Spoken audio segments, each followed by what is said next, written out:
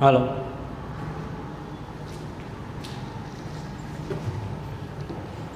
નમસ્કાર વિદ્યાર્થી મિત્રો, કેમ છો? મજામાં? સ્વાગત છે આપનું આજના આ સેશનમાં કે જેમાં સજીવો અને વસ્તી ચેપ્ટરના સંદર્ભમાં આપણે ચર્ચા કરી રહ્યા છીએ. તો વિદ્યાર્થી મિત્રો, આજના સેશનનો આપણી શરૂઆત જે છે એ વસ્તીની આંતરક્રિયાઓ છે ત્યાંથી લઈને છે. હવે આંતરક્રિયાઓનો મતલબ શું? કોઈ પણ વસ્તી જે છે કોઈ એક નિવાસસ્થાનની અંદર એક જ વસ્તી હોય એવું જરૂરી નથી, પણ ક્યારે એ કુદરતી વાતાવરણમાં હોય ત્યારે. હા, આપણે કોઈ કૃત્રિમ વાતાવરણ એવું એન્વાયરમેન્ટ તૈયાર કરીએ જેમાં એક કાચની જે છે પેટ્રી ડીશ હોય ને એની અંદર કોઈ ચોક્કસ પર્ટિક્યુલર જાતિના બેક્ટેરિયાનો ઉછેર કરવો હોય તો એટલી જ જગ્યા માટે કહી શકાય કે ભાઈ એમાં એક જ જાતિ હશે, બરાબર. પણ કુદરતી વાતાવરણ જે છે પરિસર છે એમાં એક જ જાતિ હોવું એ અશક્ય કહેવા બરાબર છે. તો અહીંયા એની આંતરક્રિયામાં શું છે તો કે શું તમે પૃથ્વી પર કોઈ એવા પ્રાકૃતિક નિવાસ સ્થાન વિશે વિચારી શકો છો કે જ્યાં ફક્ત એક જ જાતિનો વસવાટ હોય? કોઈ એવું કુદરતી વાતાવરણ નિવાસ સ્થાન ખરું કે જ્યાં એક જ જાતિ વસવાટ કરતી હોય? એવું કોઈ જ નિવાસ સ્થાન છે જ નહીં, અને તેથી આવી કોઈ પરિસ્થિતિ જે છે અકલ્પનીય છે. આવી કોઈ પરિસ્થિતિની કલ્પના પણ થઈ શકે તેવું છે નહીં, કેમ કે કુદરતી વાતાવરણ જે છે એની અંદર એ વસ્તુ શક્ય બનતી નથી. શા માટે? શું કહે છે? કોઈ પણ જાતિ માટે ન્યૂનતમ આવશ્યકતા, ઓછામાં ઓછી આવશ્યકતા એક વધુ જાતિની છે કે જેને તે ખોરાક તરીકે લઈ શકે. શું કહે છે કે કોઈ પણ જાતિ હોય તો એ જાતિ માટેની ઓછામાં ઓછી જે જરૂરિયાત કહેવાય, આવશ્યકતા જે છે ને એક વધુ જાતિની હોય કે જેને તે ખોરાક તરીકે લઈ શકે. દાખલા તરીકે તૃણાહારી સમુદાય હોય, તૃણાહારી સમુદાય દાખલા તરીકે હરણની જાતિ, તો એને ઘાસની જાતિની જરૂર તો પડે ખોરાક માટે, બરાબર. એ જ રીતે માનો કે સિંહની જાતિ છે, બરાબર, એ વસવાટ કરે તો સિંહને પણ ખોરાક તરીકે કોઈ તૃણાહારી પ્રાણીઓ આજુબાજુમાં એ જાતિની પણ જરૂર પડે છે. તો ઓછામાં ઓછી રિક્વાયરમેન્ટ જે છે એવી છે કોઈ એક એવી જાતિ હોય કે જેને ખોરાક તરીકે લઈ શકે. વનસ્પતિ જાતિઓ પણ પોતાનો ખોરાક જાતે બનાવે છે, પરંતુ તેઓ એકલી જીવી શકતી નથી. પોતાનો ખોરાક જાતે બનાવે છતાં પણ એકલી વનસ્પતિ જીવી શકે નહીં. શું કહે છે? જમીનમાં કાર્બનિક દ્રવ્યોને તોડવા તથા અકાર્બનિક પોષકોને તેના શોષણ માટે પાછા આપવા ભૂમિના સૂક્ષ્મ સજીવો જે છે તેને જરૂર પડે છે. એટલે કે જમીનની અંદર જે કાર્બનિક દ્રવ્યો છે એને તોડી નાખવા માટે તથા અકાર્બનિક પોષક દ્રવ્ય જે છે તેના શોષણ માટે પાછા આપવા જે છે એના માટે ભૂમિ એટલે કે જમીનમાં સૂક્ષ્મ જીવોની વનસ્પતિને જરૂર પડે છે. એટલે વનસ્પતિ સૂક્ષ્મ સજીવો પર આધારિત છે કે જે સૂક્ષ્મ સજીવો જે છે એ કાર્બનિક દ્રવ્ય છે ને તોડીને અકાર્બનિકમાં ફેરવી દે, અકાર્બનિક સ્વરૂપ જે છે વનસ્પતિ દ્વારા શોષણ પામે. તો અહીંયા પણ જે છે સૂક્ષ્મ સજીવો છે એની જરૂર વનસ્પતિને પડે છે.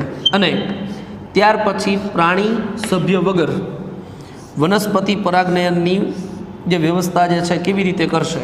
ત્યાં પ્રશ્નાર્થ છે. એટલે કે જે કહે છે કે અગત્યની ક્રિયા પરાગનયન છે, જેમાં પરાગરજ જે છે એનું વહન થાય છે, બરાબર, જે ભિન્નતા માટે જવાબદાર છે એમ કહી શકાય એક ક્રિયા.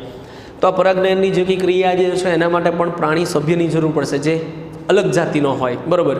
તો આમ કોઈ પણ નિવાસ સ્થાન જે છે એની અંદર એકલી જાતિ જે છે એનો વસવાટ જે છે એની કલ્પના પણ શક્ય નથી. તે સ્પષ્ટ છે કે કુદરતમાં પ્રાણીઓ, વનસ્પતિઓ અને સૂક્ષ્મજીવો ન તો અલગ રહે છે અને ન તો રહી શકે છે. એટલે અલગ રહેતા પણ નથી અને રહી શકે પણ નહીં, પરંતુ જૈવ સમુદાય બનાવવા માટે વિવિધ રીતે આંતરક્રિયાઓ કરે છે. અલગ રહેતા નથી અને રહી શકે પણ નહીં, પણ જૈવ સમુદાય બનાવવો હોય તો એની અંદરોઅંદરની આંતરક્રિયાઓ ખૂબ જરૂરી છે.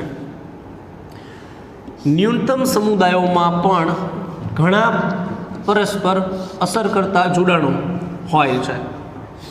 ન્યૂનતમ સમુદાય, નાનામાં નાના જે કહી શકાય કે ઓછામાં ઓછા સમુદાય છે, ઓછા ઓછા સભ્ય ધરાવતા, એમાં પણ ઘણા બધા પરસ્પર એકમેક સાથેના જોડાણો હોઈ શકે. તેમ છતાં બધા જોડાણો સહેલાઈથી જોઈ શકાતા નથી. જોડાણ હોય, રિલેશન હોય, એકમેક સાથેની આંતરક્રિયા હોય, પણ બધી જ આંતરક્રિયા જોઈ શકાય તેવી હોય એવું જરૂરી નથી. આંતરજાતીય આંતરક્રિયાઓ એટલે કે પારસ્પરિક ક્રિયાઓ બે જુદી જુદી જાતિઓની વસ્તી જે છે એની આંતરક્રિયાથી ઉદ્ભવે છે. એટલે બે જુદી જુદી જાતિઓ જે છે કે એક નિવાસ સ્થાન છે એની અંદર એ જાતિ છે અને બી જાતિ છે. તો આ બે વચ્ચેની જે આંતરક્રિયાઓ છે પારસ્પરિક ક્રિયાઓ, બરાબર, એનાથી કહી શકાય કે આંતરક્રિયા જે છે એની એમાંથી ઉદ્ભવે છે. એટલે આંતરજાતીય આંતરક્રિયાઓ જે છે એ બે જુદી જુદી બરાબર, આંતરજાતીય એટલે કે જુદી જુદી જાતિ વચ્ચેની પારસ્પરિક ક્રિયાઓ, એની વચ્ચેની આંતરક્રિયા છે એ બે જુદી જુદી જાતિઓ છે એની વસ્તી જે છે એની આંતરક્રિયાથી ઉદ્ભવે છે. તે ક્રિયાઓ એક જાતિ કે બંને જાતિઓ માટે લાભકારી અથવા તો હાનિકારક કે તટસ્થ હોઈ શકે છે. એટલે આ બે વચ્ચે થતી ક્રિયા છે એ કાં તો બે માટે ફાયદાકારક હોય, કાં તો બેમાંથી એક માટે જે છે કહી શકાય કે ભાઈ હાનિકારક ને એક માટે ફાયદાકારક, કાં બંને માટે હાનિકારક ને કાં તટસ્થ હોઈ શકે છે. લાભદાયક આંતરક્રિયાઓ જે છે એને દર્શાવવા માટે પ્લસની નિશાની જે છે, ચિહ્ન જે છે એ કરી શકાય. હાનિકારક જે છે એટલે નુકસાની જે છે એના માટે માઇનસની નિશાની કરવામાં આવે છે, તથા તટસ્થ માટે જે છે શૂન્ય જે છે 0 એની નિશાની ચિહ્ન છે એનો ઉપયોગ કરવામાં આવે છે, જેથી કરીને એ બે વચ્ચે થતી આંતરક્રિયા કેવી છે એ ખ્યાલ આવી શકે. દાખલા તરીકે એ અને બી માટે છે તો માનો કંઈ કરીએ કે જાતિ એ માટે આમ કરીએ અને જાતિ બી માટે આમ કરીએ, તેનો મતલબ કે આ બે વચ્ચેની આંતરક્રિયામાં જાતિ એને લાભદાયક છે અને બી જે છે નુકસાનદાયક છે. એટલે કે બી માટે આ પ્રક્રિયા નુકસાનકારક છે. આ રીતે હોય તો બી માટે ફાયદાકારક છે, અને આ રીતે હોય તો કે ભાઈ બી માટે ફાયદાકારક છે પણ એ જે છે એને ફાયદો નુકસાન કંઈ નથી એટલે એ તટસ્થ છે, આવું કહી શકાય. બરાબર. તો આમ જે છે ચિહ્ન જે છે એના દ્વારા જે છે ને દર્શાવી શકાય છે. આમ કુદરતી વાતાવરણમાં કોઈ પણ જાતિ જે છે વસવાટ જે છે એમાં કોઈ એક પર્ટિક્યુલર જાતિનો વસવાટ એ શક્ય નથી. એ કોઈને કોઈ બીજી જાતિ સાથેની આંતરક્રિયાઓ કરે છે અને પોતાનું જીવનચક્ર જે છે આગળ ધપાવતા હોય છે. તો એની સમજણ જે છે અહીંયા આપણે આ ટૉપિકમાં લેવાની થાય છે. હજી આગળ મિત્રો અમુક એવા ઉદાહરણ જે છે આ ક્રિયાઓ જે છે આંતરક્રિયાઓ એ કેવી રીતે અને શું છે એ જરાક જાણવાનો પ્રયત્ન કરીએ. વિદ્યાર્થી મિત્રો, અહીંયા આપણે પારસ્પરિક જે કંઈ ક્રિયાઓ જે છે એટલે કે કોઈ વસવાટમાં એક કરતાં વધુ જાતિઓ જે છે જો વસવાટ કરે તેમની જે આંતરિક જે છે અથવા તો આંતરક્રિયા તેઓ વચ્ચેની જે કંઈ ક્રિયા છે એ ક્રિયા જે છે એનું પરિણામ શું હોઈ શકે તે અહીંયા આપણને એક ચાર્ટ દ્વારા જે છે સમજવાનો પ્રયત્ન કરીએ. તો મિત્રો અહીંયા આગળ જાતિ એ અને જાતિ બી જે છે દર્શાવેલ છે, અને આપણે જેમ આગળ કીધું લાભ થાય તો વત્તાની નિશાની અને નુકસાની ઈજા છે તો માઇનસની નિશાની જે છે કરવાની થાય છે. બરાબર. તો એ આપણને શું કહે છે કે એકબીજા સાથેની જાતિઓની એકબીજા સાથેની પારસ્પરિક ક્રિયામાં જે કે પારસ્પરિક ક્રિયા થઈ રહી છે તેમાં સહકારિતામાં બંને જાતિઓને લાભ થાય છે. સહકારિતા જે છે એમાં બંનેને લાભ થાય છે, એટલે બેયને એમાં જે છે ભાગીદારી છે, એકમેકને લાભ થાય છે. બરાબર. અને સ્પર્ધામાં બંનેને નુકસાન થાય છે.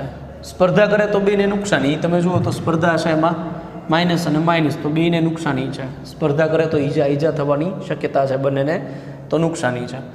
હવે આ જે સહકારિતા જે છે ભાગીદારી છે, સમજો. બરાબર. સહકારિતા જે છે તો ભાગીદારી છે, તો આની અંદર બંનેને ક્યાંક ને ક્યાંક લાભ થતો જોવા મળે છે, બેયને ફાયદો એકમેકને કારણે. બરાબર. તો એ કહી શકાય. આગળ વાત કરીએ તો પરોપજીવન અને પરભક્ષણ. આ પરોપજીવન અને પરભક્ષણ બંનેમાં ફક્ત એક જાતિને લાભ થાય છે, તથા આ પરોપજીવન અને પરભક્ષણ જે છે બંનેમાં એક જાતિને લાભ થાય છે, તથા પારસ્પરિક ક્રિયા બીજી જાતિ એટલે કે યજમાન અને શિકાર જે છે એના માટે નુકસાનકારક હોય છે. એટલે અહીંયા જોવા જાવ તો પરભક્ષણ ને પરોપજીવન છે એમાં એકને લાભ અને બીજાને નુકસાની. તો એનો મતલબ શું સમજો અહીંયા કણે? તો પરોપજીવી જે છે, પરોપજીવી તરીકે માનો કે અહીંયા કણે જે છે એ તરીકે મચ્છર લઉં તો મચ્છરને લાભ થાય છે, કેમ કે એને લોહી જે છે ખોરાક જે છે મળે છે, પણ એનો જે યજમાન જે છે કે જેનું લોહી ચૂસે છે મચ્છર, તો એને નુકસાની થાય છે. દાખલા તરીકે આપણને મચ્છર કરડે તો આપણામાંથી બ્લડ જે છે લોહી છે આપણે ગુમાવવું પડે, બરાબર, આપણને નુકસાની છે અને મચ્છરને લાભ છે. પરભક્ષણ જે છે એની અંદર દાખલા તરીકે અહીં જે છે ભક્ષક છે અથવા તો શિકારી પ્રાણી છે. તો શિકારી જે છે એટલે કે માનો સિંહ છે,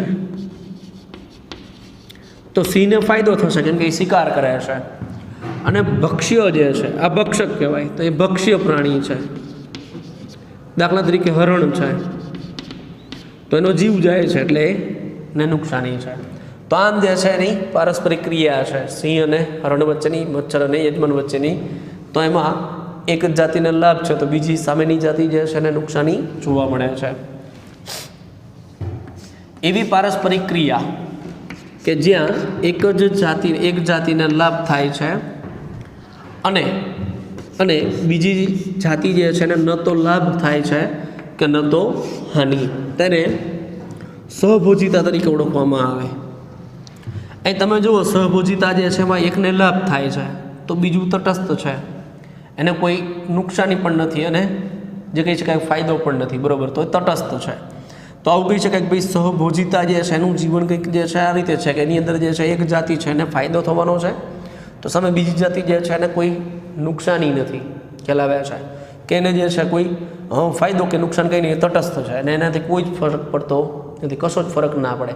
દાખલા તરીકે ઉદાહરણ આપું તમને કે હાથી જે છે, હાથી બરાબર એ જતો હોય અને હાથી ઉપર જે છે બરાબર એ માનો કે નાની ચકલી બેસી જાય, તો ચકલી જે છે એને એક જગ્યાએથી બીજી જગ્યાએ જવા માટે ઉડવું નહીં પડે, ઉર્જા ના વાપરવી પડે, પણ એની સામે હાથીને કે ચકલીનો વજન લાગવાનો નથી, તો હાથીને કોઈ ફાયદો નુકસાની નથી એના બેસવાથી, બરાબર, એ તટસ્થ છે. પણ ચકલીને ફાયદો છે કે ધીમે ધીમે ત્યાંથી ત્યાં એક જગ્યાએ બીજી જગ્યાએ વગર ઉર્જા વાપરી જઈ શકે.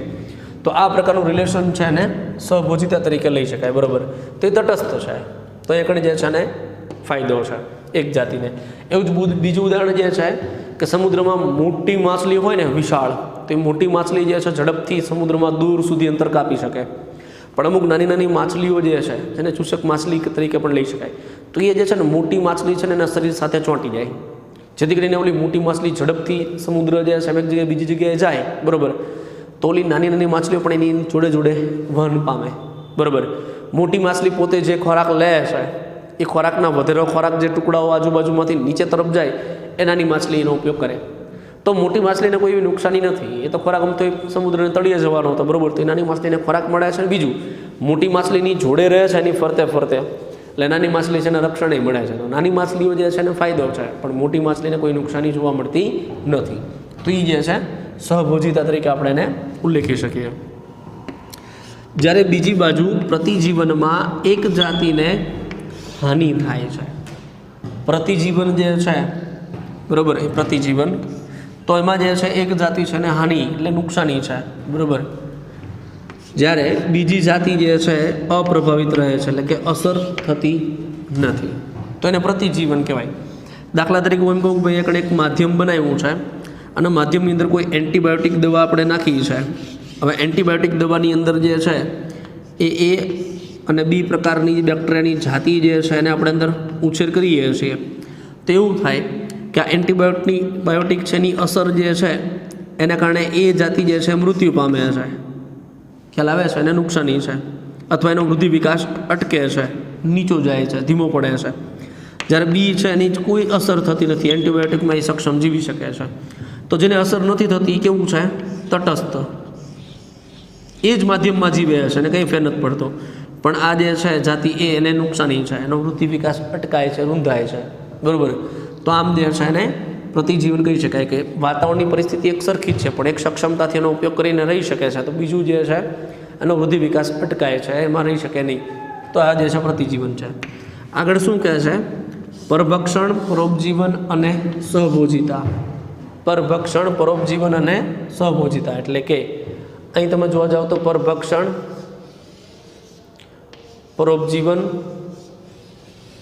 અને સહભોજિતા આ ત્રણની વાત કરે છે.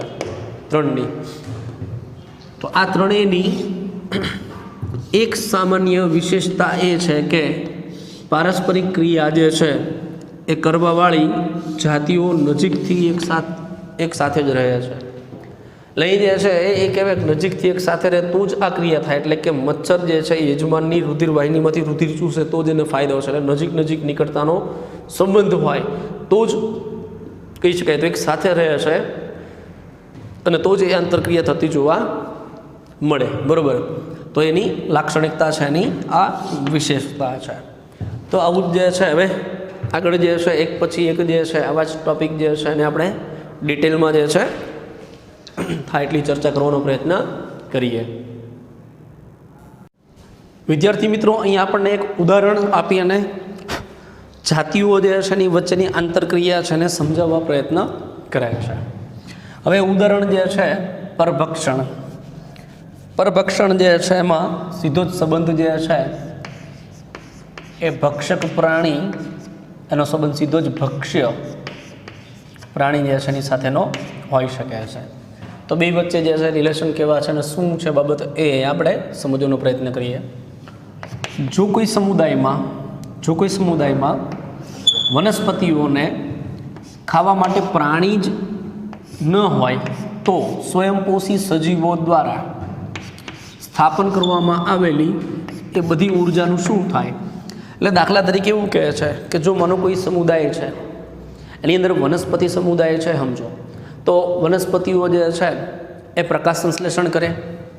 હવે આ પ્રકાશ સંશ્લેષણ છે એના દ્વારા વાતાવરણમાંથી કાર્બન ડાયોક્સાઇડનું સ્થાપન થાય છે, સૂર્યપ્રકાશની ઉર્જા છે વપરાય છે અને કાર્બોદિત બને છે ખોરાક તરીકે, જે આપણને ખ્યાલ છે. હવે શું થાય મિત્રો સમજો, તો એ વનસ્પતિ એક ઉત્પાદકતા તરીકે વર્તે. ઉત્પાદકો તો વનસ્પતિએ જે ઉર્જાનું નિર્માણ કરેલ છે બરાબર, તો એ વનસ્પતિઓને ખાવા માટે કોઈ પ્રાણી જ નથી, તો તેવું થશે કે વનસ્પતિઓ જે છે વધતી જ જશે, એનો કોઈ ખોરાક તરીકે ઉપયોગ જ નથી કરતું. હવે માનો કોઈ પ્રાણી જ નથી સમુદાયમાં બરાબર, ખાલી વનસ્પતિઓ જ છે, તો વનસ્પતિઓ ઉર્જા બનાવી રાખે તો એ બધી ઉર્જા જશે ક્યાં? કેમ કે ઉર્જા ચક્ર સતત ચાલ્યા કરે, દ્રવ્ય ચક્ર પણ ચાલ્યા કરે, તો કંઈક તો એનું સોલ્યુશન હોવું જોઈએ ને. સમજો તો પ્રશ્ન પૂછે છે કે માનો કે ત્યાં કોઈ જે છે વનસ્પતિઓને ખાવાવાળા જે તૃણાહારી પ્રાણી જ ન હોય તો સ્વયંપોષી જે છે એટલે કે વનસ્પતિ દ્વારા જે સ્થાપન કરવામાં આવેલી ઉર્જા છે એનું શું થાય?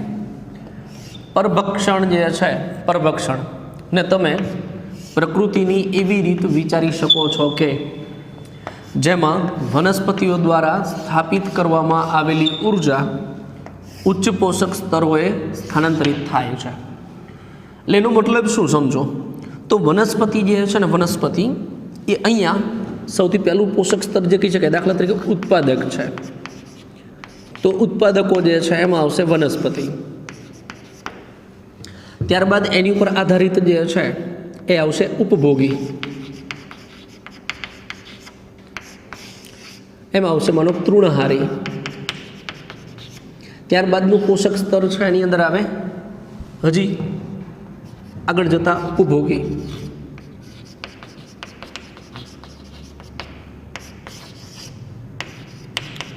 પ્રાણીઓ કે જે આ તૃણહારી છે એનો ઉપયોગ કરે છે બરાબર. દાખલા તરીકે અહીંયા વનસ્પતિ છે એ તૃણહારીમાં હરણ છે, તો અહીંયા જે છે માંસાહારી જે છે એની અંદર કહીએ કે ભાઈ સિંહ છે બરાબર. અને એ જ રીતે આગળ તમે જાઓ બરાબર તો આવી જશે વિઘટકો છે. એટલે ઉચ્ચ કક્ષા જે છે હજી એક લઈ શકાય એવું હોય તો ઉચ્ચ કક્ષાના ઉપભોગીઓ બરાબર. દાખલા તરીકે માનો કે શિકારી માણસ જે છે એ સિંહનો શિકાર કરી શકે, એનો ખોરાક તરીકે ઉપયોગ કરી શકે કરવો હોય તો એ સુધી લેવું હોય તો બી ચાલે. પણ કહેવાનો મતલબ શું, તો ઉત્પાદકો જે છે એમાં જે ઉર્જા છે ધીમે ધીમે ઉર્જા જે છે પછી એકના સ્તરમાં આગળ જાય છે. તો શું કહે છે કે પરભક્ષણ જે છે એને તમે પ્રકૃતિની એવી રીત વિચારી શકો છો કે જેમાં વનસ્પતિઓ દ્વારા જે સ્થાપિત કરવામાં આવેલી જે કંઈ ઉર્જા છે એ ઉચ્ચ પોષક સ્તરોએ સ્થાનાંતરિત થાય છે, એક પછી બીજામાં એ ઉર્જા રૂપાંતરિત થાય છે. કે સિંહ જે છે સીધું વનસ્પતિ ના ખાય, પણ સિંહ જે ખોરાક તરીકે હરણને ખાય છે, તો હરણ જે છે તૃણ એટલે કે ઘાસ જે છે તરીકે વનસ્પતિને ખાય છે. તો આમ જે છે ઉપરના સ્તરમાં એ વહન પામે છે, સ્થાનાંતરિત થાય છે. જ્યારે આપણે ભક્ષક અને ભક્ષ્ય વચ્ચે એટલે કે ખાતા અને ખવાતા સમજાય છે એના વિશે વિચારીએ છીએ ત્યારે કદાચ વાઘ અને હરણ જે છે એનું ઉદાહરણ સહજ સ્વરૂપે આપણા મગજમાં જે છે આવે છે અને સાચું છે. વાઘ અને હરણ જે છે તો સિંહ અને હરણ છે એનું ઉદાહરણ આપણા મગજમાં તરત સ્ટ્રાઇક થાય છે કે ભાઈ એ બે વચ્ચેનો સંબંધ જે છે ભક્ષક અને ભક્ષ્ય વચ્ચેનો, બરાબર, એ શ્રેષ્ઠ ઉદાહરણ એને કહી શકાય.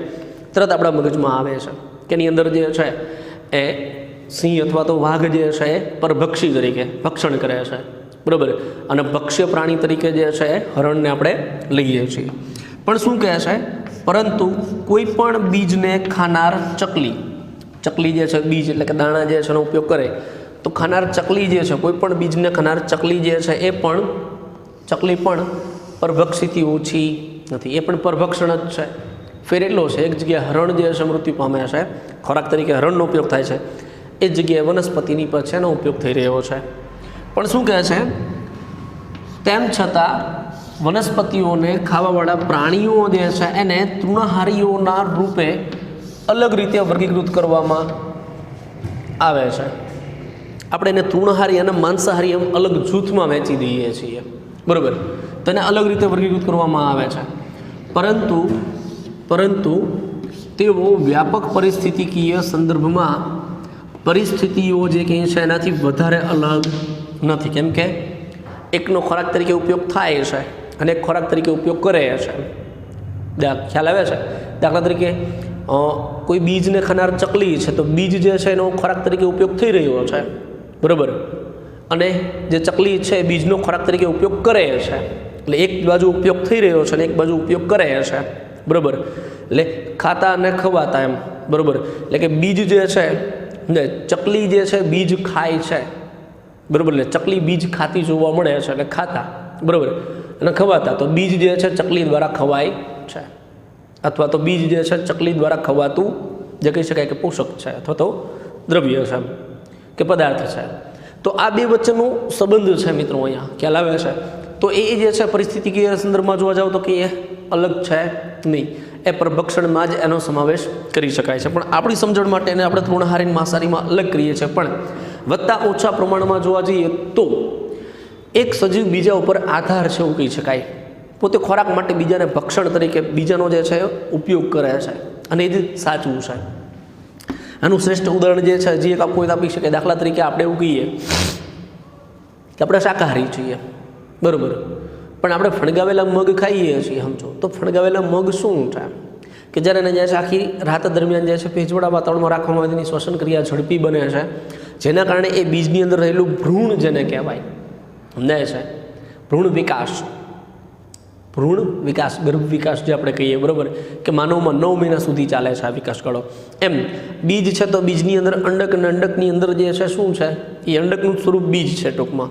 તો બીજની અંદર જે છે ભ્રૂણ છે જે જીવિત અવસ્થામાં છે, અને જીવિત અવસ્થાની સાબિતી એ છે કે એને પોષકવાળું માધ્યમ મળે, એટલે કહેવાનો મતલબ ભેજવાળું વાતાવરણ મળે એટલે ઉગી નીકળે, એટલે ફણગો ફૂટે છે, એનું પ્રાથમિક મૂળ બહાર આવે છે. એનો મતલબ કે રાતે પલાળેલા મગ સવારે આપણે ખાઈએ છીએ તો એની પાછળનું એ તાત્પર્ય એવું કહી શકીએ આપણે કે બીજ જીવિત છે ને આપણે એને ચાવીએ છીએ. તો આપણે સવારમાં જીવિત બીજ જે છે ખાઈ જઈએ છીએ, જે કેવું, તો એની અંદર જે ભ્રૂણ રહેલું છે, ભ્રૂણ અવસ્થા છે, તો એ ભ્રૂણ જે છે ને આપણે કાચા એમ ખાઈ જઈએ છીએ, છતાં પણ આપણે શું કહીએ, આપણે તો શાકાહારી છીએ. પણ કહેવાનો મતલબ કે કેટલા બધા ભ્રૂણને આપણે ખાઈએ છીએ તો એ ભ્રૂણ હત્યા નથી. પણ અહીંયા આ સૃષ્ટિનો મિત્રો નિયમ જ એ છે કે માત્ર આપણે એને તૃણહારીને માંસાહારી, શાકાહારીને માંસાહારીમાં ડિવાઈડ કરી દીધું છે, બરાબર. બાકી તો સજીવ જ સજીવનો ખોરાક છે. કોઈ સજીવો બતાવો જે નિર્જીવ વસ્તુને ખોરાક તરીકે ઉપયોગ કરે નહીં, ખ્યાલ આવે છે. સજીવ જ સજીવનો ખોરાક છે એવો અહીંયા સંદર્ભ છે, બરાબર. તે મહત્વનું છે. સ્વયંપોષી એક જ એવું છે કે જે નિર્જીવ ઘટકો લે છે ને એને જૈવિક ઘટકોમાં રૂપાંતરિત કરે. દાખલા તરીકે કાર્બન ડાયોક્સાઇડ નિર્જીવ ઘટક તરીકે કહેવાય છે, અજૈવિક ઘટક. સૂર્યપ્રકાશ અજૈવિક ઘટક છે, જમીન અજૈવિક ઘટક છે, પાણી પણ અજૈવિક ઘટક છે, બરાબર. પણ એ અજૈવિક ઘટકોનો ઉપયોગ જે છે એ જૈવિક ઘટક તરીકે જે કહેવાય કે ભાઈ અજૈવિક ઘટકોનો ઉપયોગ કરી વનસ્પતિનું જે દ્રવ્ય એટલે કે હરિત દ્રવ્ય છે એ પાછું જૈવિક છે, સજીવ ઘટક. તો એના દ્વારા એનું રૂપાંતરણ થાય છે, તો એને આપણે શું કહીએ તો કે સ્વયંપોષી કહીએ છીએ, બરાબર.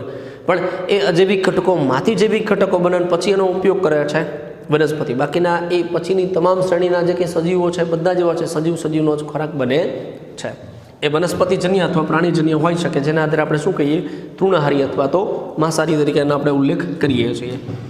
આગળ વાત કરીએ તો પોષક સ્તરો સુધી ઉર્જા સ્થાનાંતરિત કરવા માટે સળંગ માર્ગ જ રચ્યા સિવાય પરભક્ષીઓ એક બીજી મહત્વપૂર્ણ ભૂમિકાઓ પણ ભજવે છે.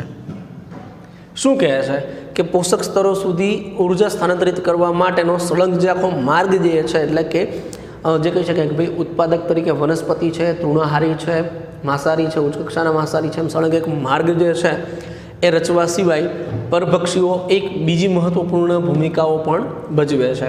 શું કહે તો કે તેઓ શિકાર વસ્તીને, સમજો, શિકાર વસ્તીને નિયંત્રણમાં રાખે છે. શું કરે છે? શિકાર વસ્તી જે છે એને નિયંત્રણમાં રાખે છે. એટલે કે દાખલા તરીકે માનો કે સિંહ કે વાઘ જે છે, બરાબર, એ પોતાનો શિકાર હરણ છે, તો હરણને ખોરાક તરીકે ના લે તો હરણની વસ્તી વધતી જ જશે અનિયંત્રિત. પણ એ પોતે એને ખોરાક તરીકે લે છે, એટલા માટે હરણની વસ્તી નિયંત્રણમાં છે. તો શું કીધું છે કે એ જે છે પરભક્ષણ છે એની અંદર જે કંઈક ભાઈ એક પછી એક સ્તરે ઉર્જા પહોંચાડે તો છે, એનું વહન તો થાય, પણ આ ઉપરાંત જે છે એ દરેક સ્તરની અંદર જે કે વસ્તી છે, શિકાર વસ્તી, એનું નિયંત્રણ પણ થતું જોવા મળે છે. તો એને શું કરે છે? નિયંત્રણમાં રાખે છે. પરંતુ જો પરભક્ષીઓ ન હોય તો શિકાર જાતિઓની વસ્તી ગીચતા ખૂબ જ વધારે થઈ જાય છે અને નિવસન તંત્ર જે છે એમાં અસ્થિરતા આવી જાય. એટલે એનો મતલબ શું? નિવસન તંત્રમાં અસ્થિરતા આવી જાય છે, બરાબર. એટલે હરણ જે છે ને કોઈ ખાનાર જ ના હોય તો એની સંખ્યા વધતી જ જાય. તો કોઈ જૈવ વિસ્તારની અંદર એક જ જાતિના સમુદાયના સજીવો ખૂબ વધુ માત્રામાં અસ્થિરતા ધરાવે ને તો નિવસન તંત્ર અનબેલેન્સ બની જાય છે, એટલે અસ્થિર થઈ જતું જોવા મળે છે. તો આમ જે છે સૌથી અગત્યની બાબત શું છે? નિવસન તંત્ર છે એની સ્થિરતા છે. નિવસન તંત્રની સ્થિરતા જે છે અહીંયા ખૂબ જ અગત્યની જોવા મળે છે. જો નિવસન તંત્ર સ્થિર ના હોય ને તો મિત્રો અહીંયા નુકસાની થઈ શકે છે. એનું કારણ છે નિવસન તંત્ર છે સજીવ અને નિર્જીવ વચ્ચેની પારસ્પરિક ક્રિયા છે, કે જેની અંદર સજીવ અને સજીવ નિર્જીવ જે છે એની વચ્ચે થતી જે કંઈ ક્રિયાઓ છે એને આવરી લેવામાં આવે છે. જે કહેવત કે પરિસ્થિતિ, બદલાતું વાતાવરણ છે એને આધીન હોય છે, કે જેમાં સજીવો અનુકૂલન ધરાવે છે અને અનુકૂલન પ્રમાણે પોતાનામાં ફેરફાર પણ દાખવે છે. તો આમ જે છે સજીવ વચ્ચે અને સજીવ નિર્જીવ વચ્ચેની જે કંઈ પારસ્પરિક ક્રિયાઓ છે એ બધી સમતુલનમાં હોવી જરૂરી છે. જો સમતુલનમાં ન હોય ને તો તેનું નિવસન તંત્ર જે છે કેવું થઈ જશે? અસ્થિર થશે. અને અસ્થિર થાય ને તો તે જે છે નિવસન તંત્ર નાશ તરફ આગળ વધે છે. એનું શ્રેષ્ઠ ઉદાહરણ જે છે બેક્ટેરિયાનું જે છે એ કહી શકાય કે કોઈ પેટ્રી પ્લેટની અંદર તમે જે છે એને ખોરાક માધ્યમ તરીકે આપી દો, બરાબર, અને બેક્ટેરિયાનો ઉછેર કરો તો બેક્ટેરિયા જે છે શરૂઆતની અંદર મંદ ગતિથી વૃદ્ધિ પામે છે, 1માંથી 2, 2માંથી 4, 4માંથી 8, એમ ડબલ. પછી એક સમય આવે કે જે ખૂબ ઝડપી વિકાસ પામે, બરાબર, એટલે ડબલના ડબલ થઈ જશે. એટલે એની સંખ્યા ખૂબ વધી જશે વસ્તી ગીચતા, કેમ કે એમાં બીજા કોઈ નથી. તમે એ માધ્યમ જે છે ને કેવું તો કે ચોક્કસ સમજાય છે ને સ્વતંત્ર એનો ઉછેર કર્યો છે. તો પેટ્રી ડીશની અંદર એ માત્ર જે બેક્ટેરિયા નાખ્યા છે એક જ જાતિનો વસવાટ છે. હવે એ જે કહી શકાય કે ભાઈ જે કહી શકાય કે ભાઈ વસવાટ આપણે બનાવ્યો છે, માધ્યમ બનાવ્યું છે, માધ્યમની જે ક્ષમતા છે ને એ ક્ષમતા પ્રમાણે એમાં બેક્ટેરિયાનો ઉછેર થતો રહેશે, બરાબર. હવે આ જે ક્ષમતા છે પણ બેક્ટેરિયાનો ઉછેર થાય, પણ ધીમે ધીમે શું થાય છે કે હવે એની સંખ્યા ખૂબ વધી જવાથી અંદર સ્પર્ધા ઊભી થશે. સ્પર્ધાની અંદર જે છે બંનેને નુકસાની થવાની શક્યતા વધી જાય છે. એટલે કેવું છે કે સ્પર્ધાની અંદર જે છે અમુક ટકા જે છે નાશ પામે છે, એટલે મૃત્યુ પામે, અમુક ટકા જે છે જીતી જાય છે, જીવે છે. પણ જે મૃત્યુ પામ્યા એનું શરીર જે છે મૃત અવસ્થામાં છે તો એ પણ કોવાઈ જશે ને એ પણ ટોક્સિક એટલે ઝેરી અસર કરે. જે જીવે છે એને પણ મારી નાખશે. તમે નાશ તરફ જાય, છેલ્લે અંતે જોવા જાઓ તો એ ડીશની અંદર બધા જ બેક્ટેરિયા મૃત્યુ પામશે. તો આમ જે છે નિવસન તંત્ર જે છે એ જ્યારે નિવસન તંત્રની અંદર કોઈ ચોક્કસ સમુદાય જાતિ જે છે ને સજીવ જે છે એની વસ્તી ગીચતા ખૂબ વધી જાય ને તો એ ધીમે ધીમે જે કહી શકાય કે ભાઈ વાર્ધક્ય અથવા તો કહી શકાય કે ભાઈ મૃત્યુ અવસ્થા તરફ એટલે કે નાશ તરફ આગળ વધતી જોવા મળે છે. તો મિત્રો આ જે કંઈ વાત આપણે જે કરી, બરાબર, એ કહી શકાય કે ભાઈ સજીવ છે અને વસ્તી જે છે એના સંદર્ભની અંદર કહી શકાય કે ભાઈ અલગ અલગ જાતિઓ જે છે એની વચ્ચેની આંતરક્રિયાઓ જે છે, બરાબર, એમાં પરભક્ષણ છે એના સંદર્ભમાં આપણે વાત કરી છે. હજી મિત્રો પરભક્ષણ જે છે એનો ટોપિક તો બાકી છે, બરાબર, પણ એના એક્ઝામ્પલ જે છે જોવાના બાકી છે, બરાબર. તો એ આવતા નેક્સ્ટ સેશનની અંદર આપણે એને જોઈશું. આજના સેશનમાં અહીં સુધી રાખીએ છીએ. મળીએ નેક્સ્ટ સેશનમાં, આવતા સેશનમાં, જેમાં આ ટોપિક પણ કમ્પ્લીટ કરીશું અને આ આંતરક્રિયાઓના જે કંઈ ટોપિક જે છે 3 કે 4, બરાબર, એ પૂર્ણ થતાં આપણું ચેપ્ટર પણ અહીંયા પૂર્ણ થઈ જશે, બરાબર. તો મળીએ મિત્રો નેક્સ્ટ સેશનમાં વળી પાછા જે છે પરવક્ષણ છે ટોપિકને કન્ટિન્યુઅસ કરતા સાથે. ત્યાં સુધી આવજો અને ખાસ વાંચતા રહેજો.